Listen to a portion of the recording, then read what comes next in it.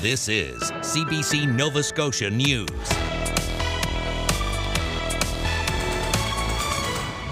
Parking wars, the fight for workers and patients to find a parking space at the province's largest hospitals.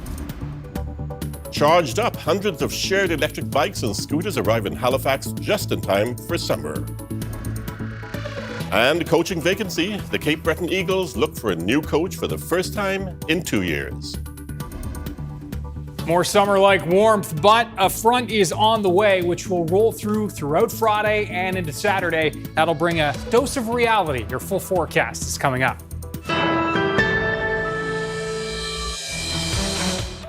Good evening.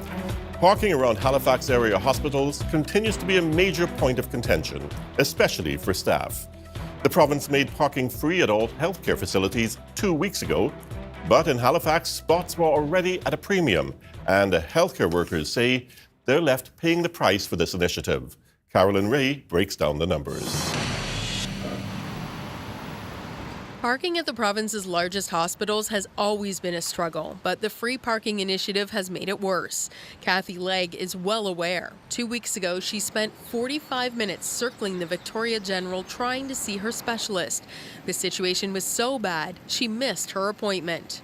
It was ridiculous. It was unnecessary as far as I was concerned. She says if it's this bad for patients, she can't imagine what it's like for staff to find a spot.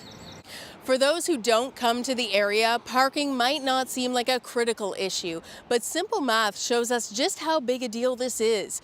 If you add up every spot for the VG and Halifax Infirmary, including off-site lots, there are 2,365 places to park. That's nowhere near enough. Nova Scotia Health says at peak times, it needs an estimated 6,220 spaces for staff, patients, and volunteers. That's a gap of nearly 4,000, and those stats don't include the IWK. When parking became free, staff at these sites were told the opposite. The biggest lots are now designated for patients and visitors. So if staff are desperate and park here, they now face fees of over $70 a shift. For the first time, the health minister is addressing the backlash. So I think people can expect to see tweaks to the program. We want people to be happy. You know, this is a good news story. We'll get there, and there are bumps, and certainly parking is a premium in the city, and we know that. So I have confidence in IWK and Nova Scotia Health to get us to the place we need to be. The opposition parties say they don't understand why healthcare workers are being put in this situation in the first place. They want the province to speed up change so staff aren't picking up the tab. It's beyond me why this idea of free parking at hospitals couldn't have been figured out before it was played out, and we wouldn't have had this situation. But frankly, no, it's not working. And obviously, we're hearing it from nurses and medical professionals that right now it's a disaster. The health authority says it is working on solutions and expects to announce some changes to the program soon, but filling the gap and finding 4,000 extra parking spaces in the busy downtown won't happen overnight. Carolyn Ray, CBC News, Halifax. As the first week of the Adam Drake murder trial winds down, attention has focused on the police investigation into the death of battle rapper Pat Stay. Stay was stabbed at a downtown Halifax bar back in September of 2022. He managed to stumble outside before collapsing and dying. Today, a forensic identification officer talked about his examination of the bar, the Yacht Club Social on Lower Water Street. Detective Constable Randy Wood says police had been told that the front doors were the only way in or out of the bar. But he says in the course of photographing the bar's interior, he discovered a back hallway that led to a door that opened onto another street. The Crown alleges Drake used that route to escape after the stabbing. A teenager accused of making threats against a Halifax high school will enter a plea next month. The youth, whose name is protected by publication ban, is facing 33 charges, including possessing a weapon for a dangerous purpose and uttering threats to cause death or bodily harm. We reported earlier this month that police received a tip from a suicide hotline operator alleging the teen shared thoughts about shooting up Citadel High and then taking his own life. Youth Court Judge Barbara Beach approved the 16-year-old's lawyer's request to appear on June 5th to indicate how he intends to plead. The Nova Scotia government says it's concerned about two major rate hikes that are on the table for customers of Halifax Water. The utility is asking for regulatory approval to raise rates about 16% this year and nearly 18% next year. The province says it will intervene in the regulatory review to raise the issue of affordability. Opportunities and Social Development Minister Scott Armstrong says his department will monitor any impacts if any rate hikes go through. I'm very concerned by this because anytime you see an increase in utilities, that adds further pressure.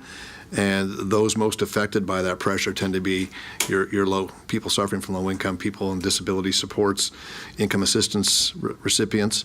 Eventually, those costs may not be right away, will be passed on. Most of those people are renting, and your landlords are going to eventually have to pass those costs along to the renters.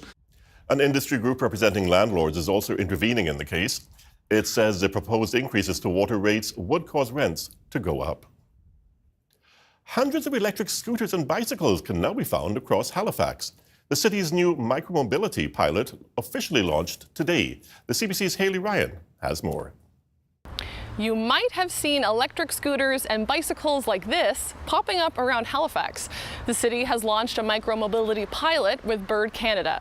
They're starting with about 300 bikes and 300 scooters, but will likely grow to more. Some people dropped by a demonstration outside City Hall on Wednesday. Yeah, I would do it again. It's really fun. And it's not as scary as I thought. Maxime Gauvin says more cyclists on the street means safety in numbers. So the more people ride bikes, whether it's the shared bikes or they have their own bikes, the more regular drivers will get used to the presence of bikes on the roadway, pay more attention and be more careful when they're driving around. So I think it's going to be a win-win for everybody, and especially it's going to help reduce congestion. The devices have technology that brings them to a stop in some no-ride zones, like the McKay Bridge. They also slow to 15 kilometers an hour in slow ride zones with lots of pedestrians. Bird has also said their scooters can detect when people ride on the sidewalk. I wanted to try it for myself. On the Bird app, you put in your payment information and look for a bike in your area. You decide how long you want it for and get going. The bike was heavier than I expected, and it took a second to get used to not controlling the gears myself. All you do is brake and pedal, and the electric power should give you a boost. For the scooter, you push a throttle to move along. When you finish your ride, you park it in a designated spot marked on the app. Not anywhere you want, like in the past. We save thousands and thousands of car trips, which is really what this is all about, is sustainable transportation. The United Way is organizing 2 reduced pricing programs. People in certain low-income neighborhoods, veterans, seniors, and newcomers get a 50% discount on rides. Oh, Bird's being an amazing community partner and know that accessibility for everybody is important. The bicycles and scooters are available now through most of urban Halifax and Dartmouth, with plans to expand in the next phase. The pilot program will take the next 2 years. Hayley Ryan, CBC News, Halifax.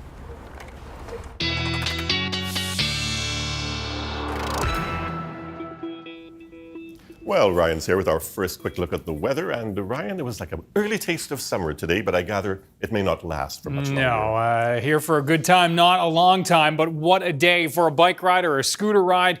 Have a look at these high temperatures across the province today. Our first 30 degrees of the season at the Malay Falls Station near Sheet Harbour. We had close to 30 in Antigonish and even inland parts of Halifax County. Sydney at 28, and many daily records set for this mid-May day. And as we look at tomorrow, we're going to be looking at a cooler day, still above seasonal for this time of year, 18 to 22 to 23 in through the southwest half of the province. And temperatures anywhere from 10 to 14 in those onshore winds, Cape Breton and the North Shore. Pictou, New Glasgow should likely peak around 18, 19, Antigonish as well. And then temperatures are going to fall as the winds become northeasterly into the afternoon. Then that will really kind of set the stage for the weekend as that front does continue to move off to the south. We're looking at some showers in the mix, but not a washout of a weekend. We'll do our best to break it down with your full long weekend forecast coming up, Vern. Thanks, Brian. We'll check back in with you a little bit later. Thank you. Nova Scotia has inked a deal with Ottawa for $170 million to help build more housing.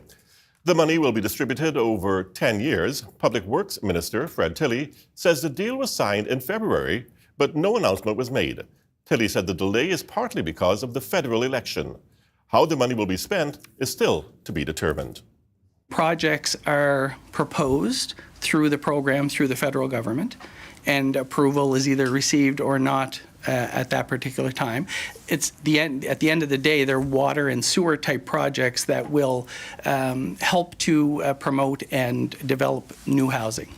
The money comes from Ottawa's $6 billion housing infrastructure fund.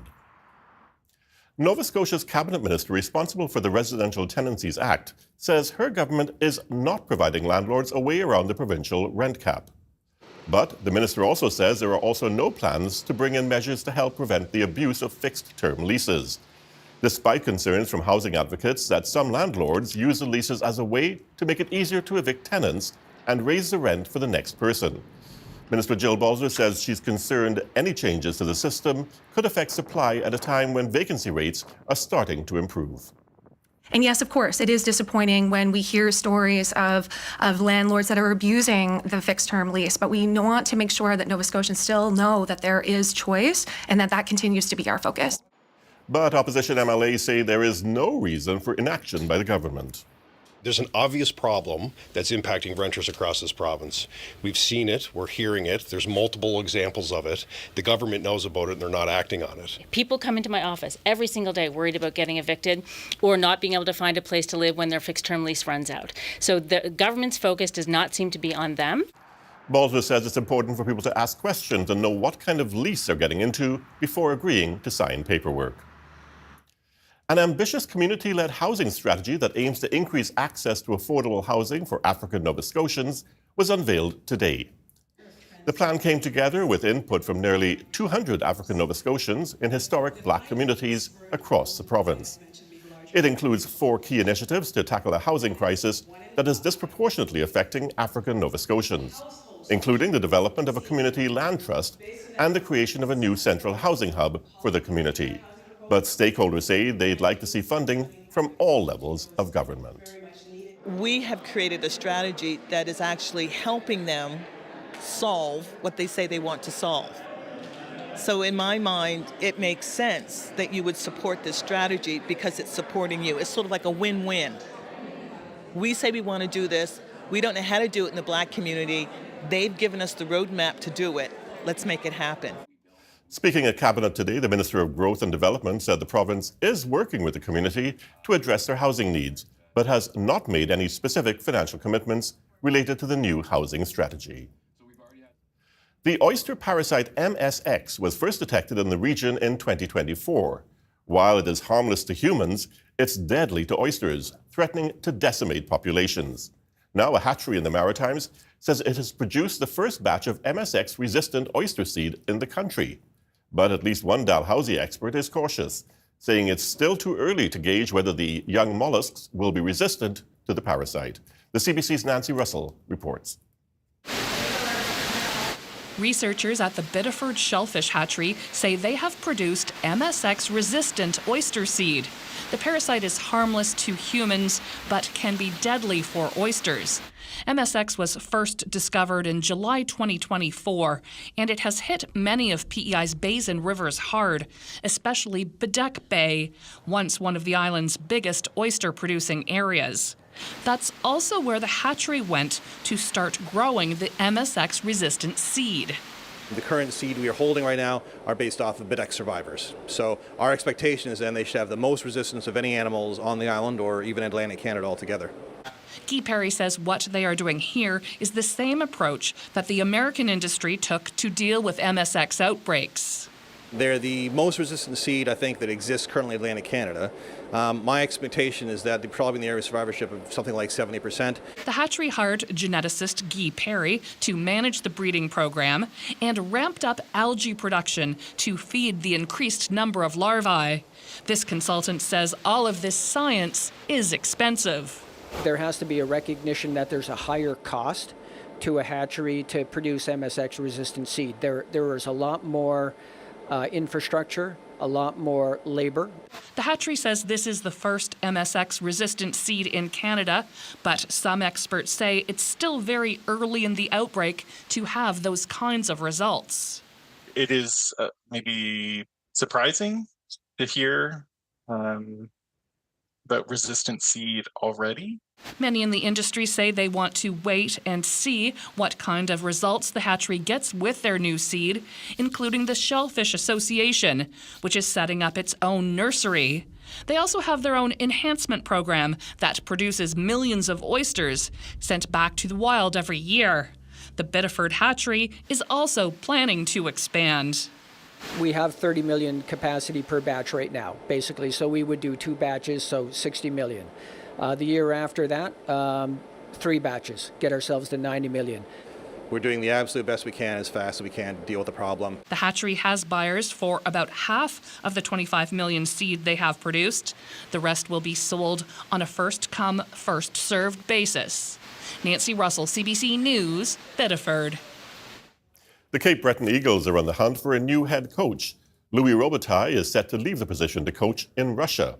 And as Anna Rack reports, management are looking for someone to not only win, but to connect with the community.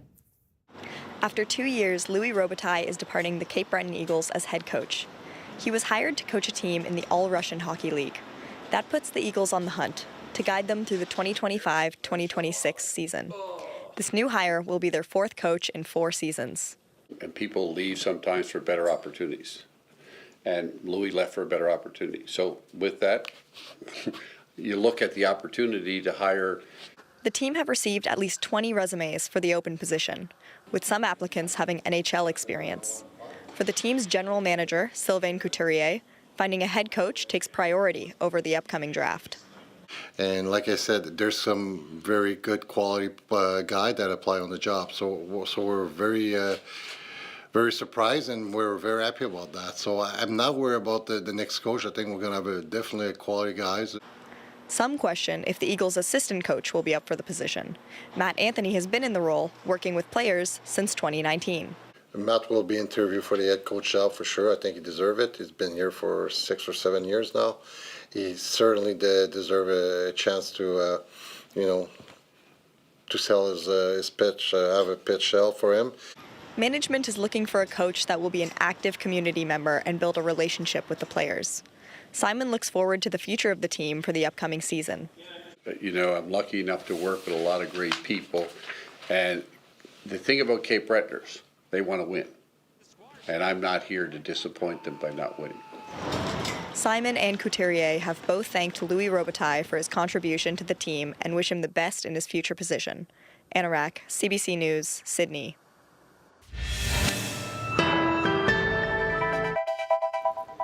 And there's a beautiful sunny look at the public gardens in Halifax today. Ryan will be back next with the full weather forecast. See you in just a few minutes.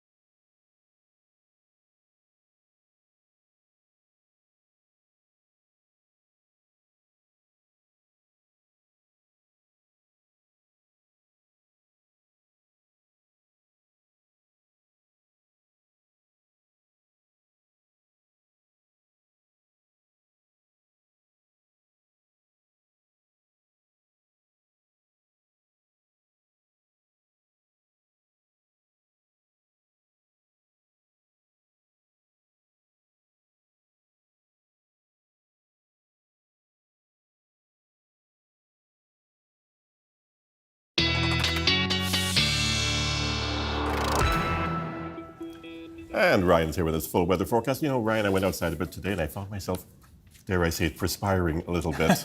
I miss that feeling, but it's back again, at least for one day. It's been a while, for sure, where you don't need to do much to feel the heat. And it was obviously a fantastic day.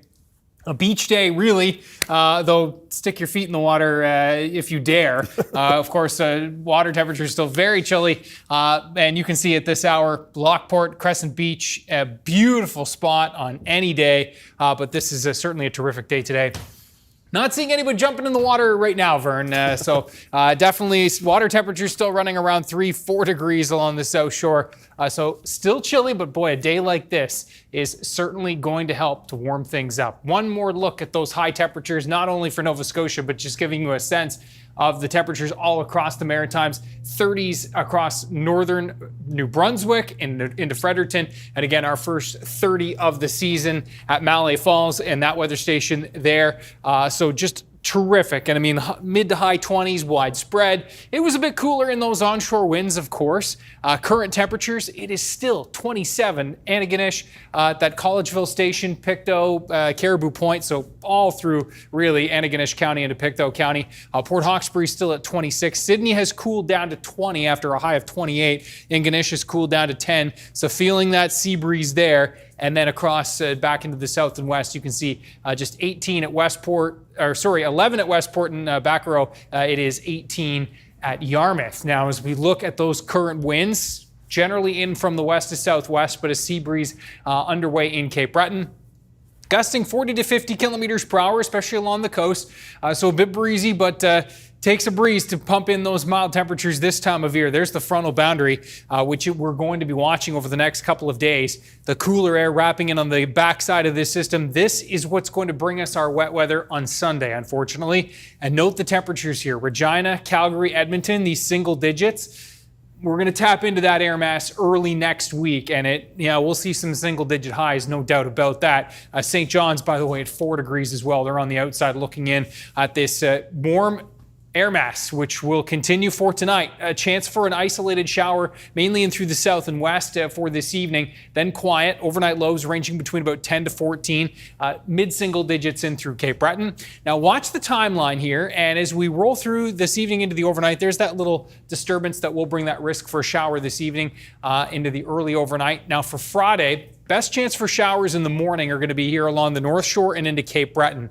And then that front will continue to sink its way southward. So you can see with that front, the temperature contrasts tomorrow are going to be really quite extreme from Cape Breton and the North Shore down to towards the south and west, where I think places like Keji could be up in the mid-20s for tomorrow. And that front, again, will continue to sink in, bringing us a chance for showers into the afternoon and evening in through the south and west. So that morning risk for showers in Cape Breton. Temperatures should squeak up towards 15, 16 degrees in and around the Bredor Lakes area and Richmond County, Port Hawkesbury, but I'm expecting temps will slide a little bit into the afternoon as that northeast wind moves in. Antigonish near 20, Sherbrooke at 23, but you can see even along the coastline here, I've got New Glasgow at 19, but if you're along the coastline, along that Northumberland shore tomorrow, it's going to be like 10 to 12 degrees. And even New Glasgow, Tatamagouche, I do think temps are going to fall a little bit even in town as that northeast wind gets more pronounced into the afternoon. A sea breeze even for the metro area, so I do think temperatures in and around the peninsula should be 20, but it'll be cooler along the coast. 23 Windsor back into the valley. Pretty nice day, but again, a bit of a sea breeze along the south shore for tomorrow. That front sinks south. So here's the setup for Saturday. And of course, Blue Nose weekend in the metro area, everyone focused on that. Looks like just some patchy drizzle, some coastal fog with an east to southeast wind on Saturday, with the bulk of the wet weather still holding off. So yes, drizzle chances, fog retreats back to the coast, cooler along this coastline, but inland we are going to be looking at 16, 17, 18 degrees and a nice day for Cape Breton on Saturday, but a bit cooler. And then things are going to turn damp on Sunday with periods of rain looking likely on Sunday. We'll have to time those rain bands out. The whole day won't be a washout, but we'll be watching that. Lingering showers on Monday, temperatures like 10 to 14, maybe some 15 or 16 degree temperatures in the west. Then that cool air, then a recovery late next week, Vern. Well, never a dull moment in Nova Scotia's weather. Definitely not. Thanks, Ryan. Thank you. Coming up, the Canadian Association of Retired Persons is calling on Ottawa to restore the Minister of Seniors position in federal cabinet.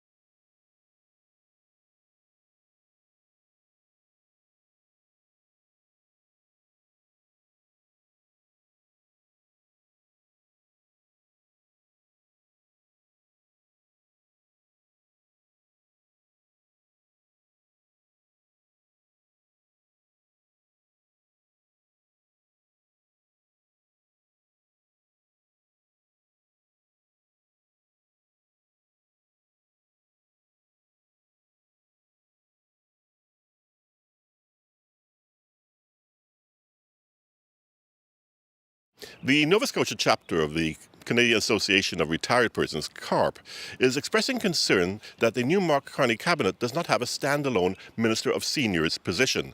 Instead, what's been announced is a Secretary of State for Seniors, which CARP says doesn't fully represent the interests of seniors in Canada. They're calling on the government to restore the position. With me now is Bill Van Gorder, who's a spokesperson for the Maritime CARP. Bill, thank you very much for joining us. Good morning. Now, what is it exactly that a Secretary of State for Seniors can't do that a minister could do? Well, a secretary doesn't sit at the table with the other ministers and doesn't directly interact with the other ministers. And we need a Minister of Seniors who can speak to the other departments who really concern seniors, whether that's finance or law or social health, social justice. All those things affect seniors. And we need somebody who can talk directly to them, not have to go through other sources to get to them. Now, the position was introduced by former Prime Minister Justin Trudeau. It's been around for 10 years. prior to this current change. What exactly have these ministers done in that time? Well, what they've done, and what we hope that Secretary Stephanie McLean, who's probably a very wonderful person, we've heard good things about her. We want her to be raised to the level of minister so that she can be able to be effective in the same way that the other ones were. And that's what's happened since we've had a minister right at the table.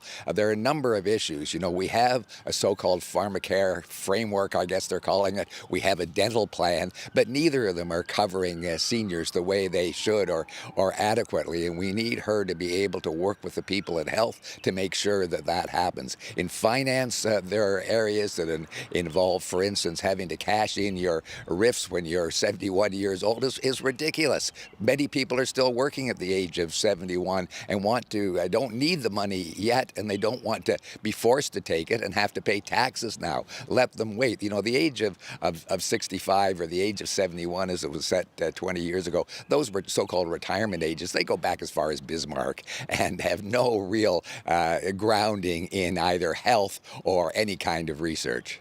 Now, is CARP concerned that this change sort of sends a signal that perhaps seniors aren't at the forefront of the government's thought at this point? Well, it absolutely does send that signal. And, you know, CARP, they're across the country, 20% of our population are now over the age of 65.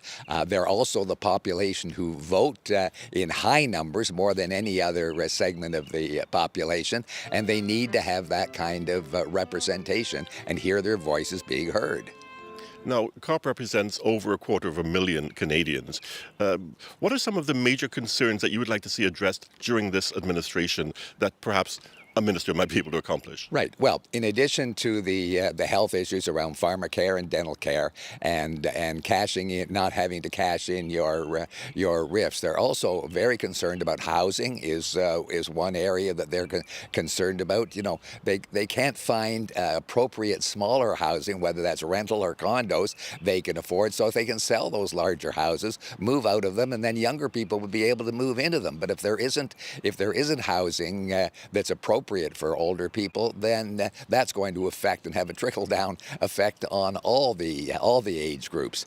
The other thing that's a real issue to them is being heard when it comes to local to social services to make sure that they're getting the information that they need and the direction of how they can get even the programs that are available to seniors at this point. Will CARP in the Maritimes and perhaps nationally be lobbying actively to the government to restore that position? Yes, absolutely. CARP, both nationally and in the Maritimes and our chapters right across the country will be talking to their local elected representatives. We'll be getting in touch with the Prime Minister and his office and say, this is no way to treat seniors in our country. We need to restore the respect that they're being showed, and they need to know that their new government is really concerned about seniors and not ignoring them completely. Bill Van Gorder, thank you very much for speaking with us. Thank you.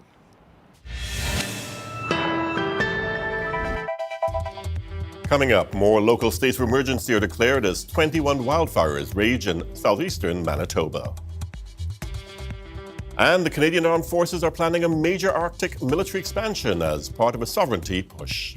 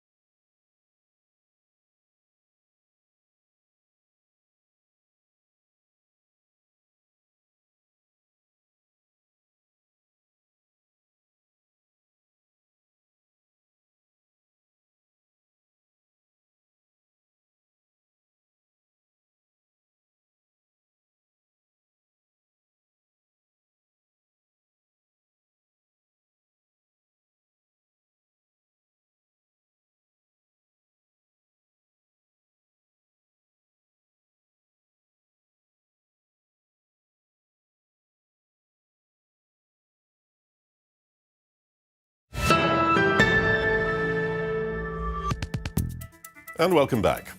The wildfires in Manitoba continue to burn out of control.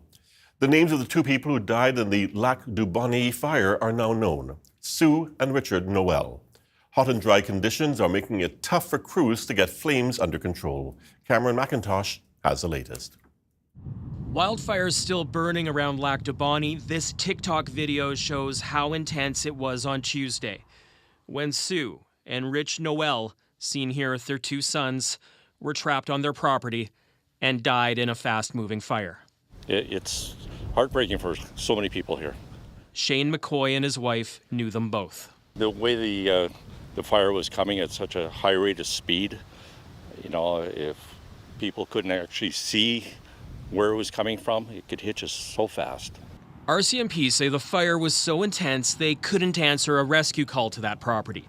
The loss being felt in Lac du Bonnet, where the deaths and sheer intensity of the fires has shaken everyone. It's probably the first time in my life that I can remember it being to this extent, this close to the community. At the Manitoba legislature, the flag is at half-mast in a light smoky haze over Winnipeg. We lost lives in Manitoba yesterday. This is a serious situation. Premier Wab Kinew says established protocols are being followed to notify area residents of evacuation orders. More than 1,000 people are out of their homes. Manitoba is also now requesting up to 80 out-of-province firefighters. And I think everyone will understand that we are going to definitely take the cautious and safety-minded approach. That includes shutting several provincial parks, including the Whiteshell, where another fire bordering Manitoba and Ontario can be seen across this lake. It's already burned cottages, the entire park being evacuated as a precaution, closing cottages, campgrounds, and seasonal businesses for the May-long weekend. I understand, I said, with the conditions we have, that, we have to have a shutdown in the park.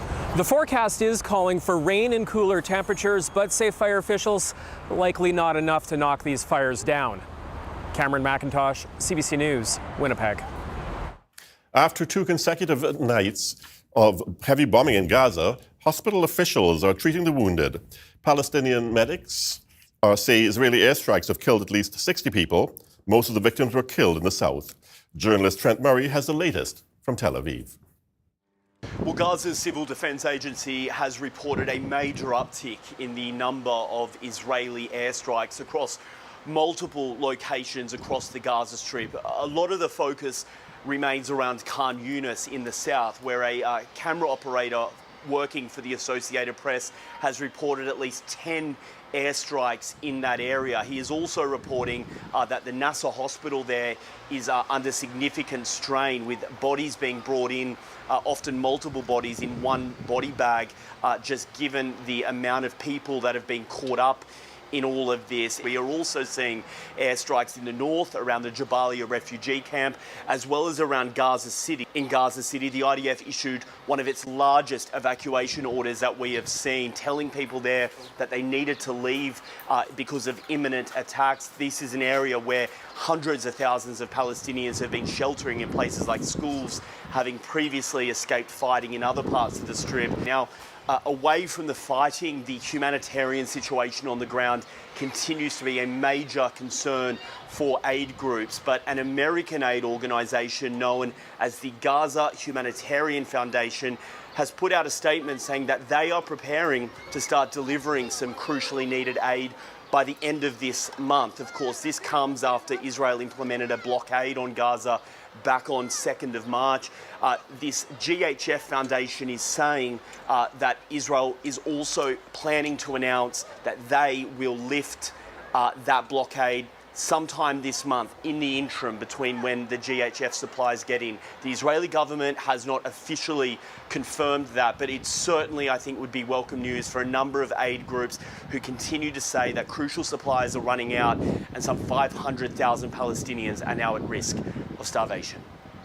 Trent Murray for CBC News, Tel Aviv. Lower-level peace talks between Russia and Ukraine have begun in Istanbul. But with Russian leader Vladimir Putin a no-show, the hopes of a breakthrough appear to be low. The CBC's Crystal Gomansing is tracking the details from our London bureau. Ukrainian President Volodymyr Zelensky says Ukraine is committed to coming to an agreement to end the war. He says his delegation will be headed up by Ukraine's defense minister Rustem Umerov in these talks. Earlier, Zelensky was critical of the Russian delegation, calling it a sham, saying only Putin has the authority to end the war because it is his war. Now, these talks in Istanbul were reportedly to start in the morning. On board Air Force One, U.S. President Donald Trump said he didn't think there would be much movement until he met with the Russian president personally. Obviously, he wasn't going to go. He was going to go, but he thought I was going to go. He wasn't going if I wasn't there. And I don't believe anything's going to happen, whether you like it or not, until he and I get together. But we're going to have to get it solved because too many people are dying. Zelensky says if Russia fails to take steps forward to a ceasefire, Russia should be hit with fresh sanctions. A number of Ukrainian allies called out Russia as the obstacle to peace. Ukraine is ready to commit to a ceasefire and immediate negotiations. That's absolutely clear. The ball is now clearly in Russia's court. They have to explain what they are doing, why they are here or not, and with what team or whatever. What's happened today is further evidence that it's Putin who is dragging his feet. It is Putin who is causing the delay in a ceasefire. Those comments, a message to Russia, but likely to the U.S. as well. U.S. President Donald Trump previously said he believes Russia is ready to end the war and was critical of Ukraine's willingness to sit down for serious talks. It was Trump who said over the weekend that Zelensky should accept Putin's offer to sit down and talk. Crystal Gamansing, CBC News, London. CBC News has learned that the Canadian Armed Forces are ramping up their presence in the Arctic, roughly doubling the length of training missions. As Murray Brewster tells us, it may be an opportunity for Canada to promote its sovereignty. Showing the flag in Canada's far north, where even the simplest tasks require teamwork. And the rest of the world seems very, very far away. CBC News has learned the Canadian military intends to spend more time on land, in the air, and at sea in a significant expansion of military exercises throughout the Arctic. We want to be in the Arctic on a near-permanent basis. More troops, more often, up to 10 months a year of training, as opposed to the current 5 to 6 months, and not just Canadians. We've got a number of allies that have voiced their interest to operate with us in the Arctic. With U.S. President Donald Trump's talk of annexing Canada and threats to take Greenland by military force, this defense expert sees an opportunity for the Liberal government. Well, one could think imaginatively about how our allies could support Canadian sovereignty. NATO allies have been invited into the Canadian Arctic before, but only in small numbers. Having more NATO troops, particularly Europeans present, would send a clear, unmistakable message. If there's political will, there's a lot we can do in the short term that doesn't involve spending billions and billions of dollars on new equipment. Ottawa has been notoriously reluctant to invite NATO into the north in large numbers, the way Norway does every year. Canada has been feeling isolated, though, and could use friends now more than ever, says this NATO expert. The one thing that the Canadians have to do is spend more on defence, and very, very quickly, through hosting exercises and other such activities. There is also a school of thought that says U.S. forces should continue to be invited into the Arctic. By accepting the invitation, experts say Washington is tacitly acknowledging Canadian sovereignty, despite what Donald Trump says. Murray Brewster, CBC News, Ottawa. Hospitals often rely on staffing agencies to fill in employee shortages. But now, one Ontario hospital is looking to slow down its use of temp services. Alison Northcott brings us more on why.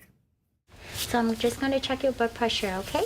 Staff at this Ontario hospital have been working to reduce reliance on private agencies that provide temporary hires like nurses to help fill shifts. Agency use here soared when the COVID-19 pandemic hit as demand increased and nurses left the profession. The challenge in working with agency nursing is primarily that there's a much higher cost. A new report shows Ontario hospitals paid for-profit agencies $9.2 billion over 10 years. Per capita spending on agencies nearly doubled between 2013 and 2023, while for employed staff it increased by only 6%. This is a very expensive form of staffing hospitals, but it's coming really at the expense of being able to invest and make those investments in the long-term workforce.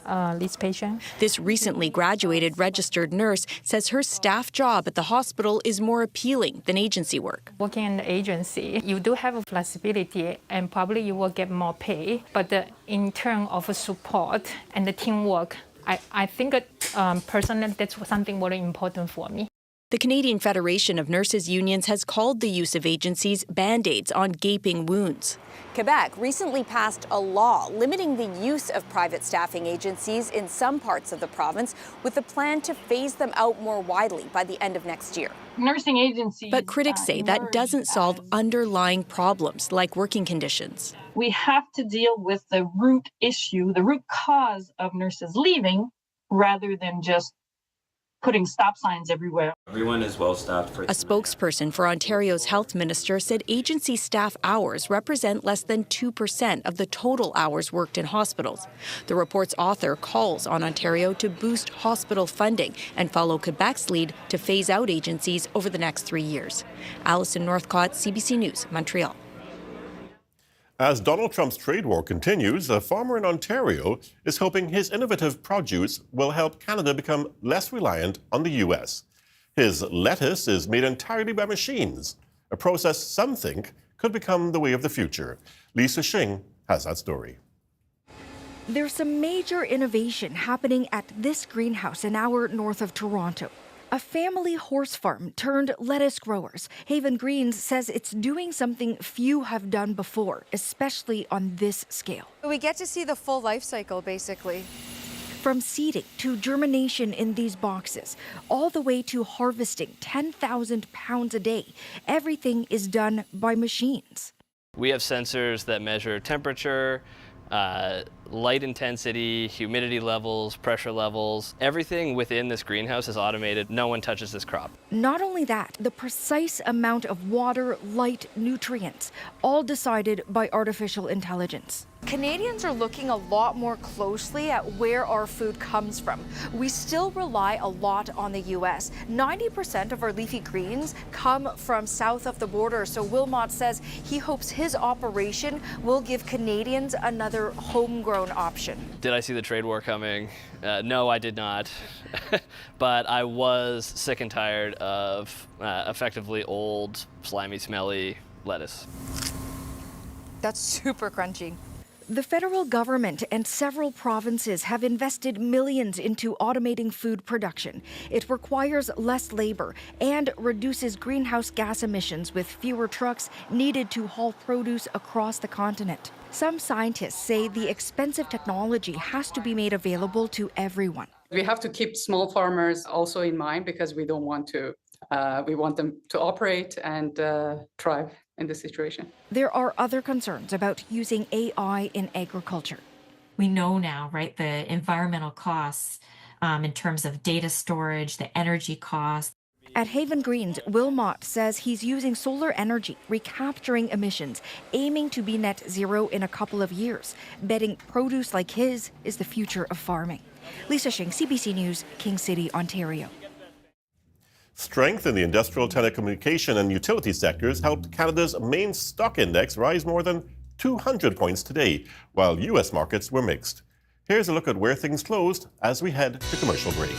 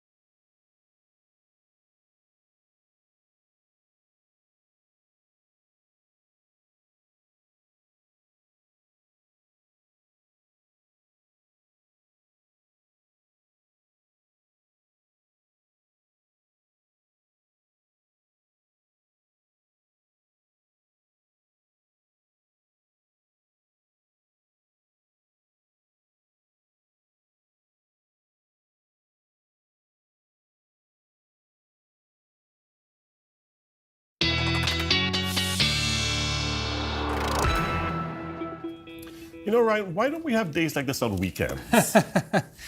How many times have I been asked that very question over the last 6-7 weeks? I mean, we have not been able to thread the needle. We've had a few decent, weekend There's usually days. been some rain the last month, basically. Yeah, but no doubt the best days so far this spring have been during weekdays, and obviously the last couple of days, no exception there. Have a look at our viewer picture of the day, and then we're going to zoom in on, northern parts, inland parts of Halifax County. I guess this would be northern Halifax County. Oakfield, and a beautiful spot. Now, the Winston family pointing out that this bee has been busy, covered in pollen. If you can see on your screen, that bee is covered in pollen. So a busy bee indeed. Thanks to the Winston family for sharing this. And yeah, if that those dandelions is certainly plentiful on my lawn right now as well. Ryan's picks at cbc.ca. As we said, now as we look at the forecast for tomorrow, a front is going to set up, and so we will see temperatures cooler across Cape Breton, the North Shore. I do think temperatures should peak around 17, 18, 19 degrees for the North Shore around lunchtime, and then likely will slide a little bit into the afternoon as that northeast wind becomes a little more pronounced. Likely a late afternoon temperature drop for even the Truro region and Colchester, Cumberland. But it will be warmest in through the south and west, 18 to 22, maybe 23 in through the valley. Saturday, fog retreats back to the coast. We've got some drizzle along the coastline, especially in the Saturday morning time frame, and then just kind of cloudy. Inland areas, we're going to be seeing sunshine breaking through into the afternoon, and a better chance for temperatures climbing up into the teens, especially the valley and the North Shore. Cape Breton, a fine day with looking at a mix of sun and cloud. Let's get right to that 7 day. So Sunday is definitely the wettest day of the long weekend, Vern, with periods of rain. Showers lingering for Monday, but it doesn't look like Monday will be a washout. I told you, weekend rain. Yes. There you go. Well, scaling a 6-meter obelisk to place a hat at the top sounds hard as it is. Now try doing that with the sides all greased up.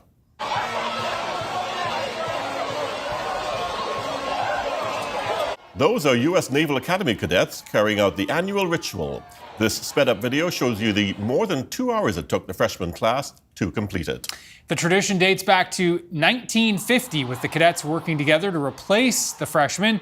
A Dixie Cup hat with an upperclassman's hat. It marks their official passage from first year to become third class midshipmen as sophomores. And that's it for us. Thanks for watching. We'll see you next time. Good night.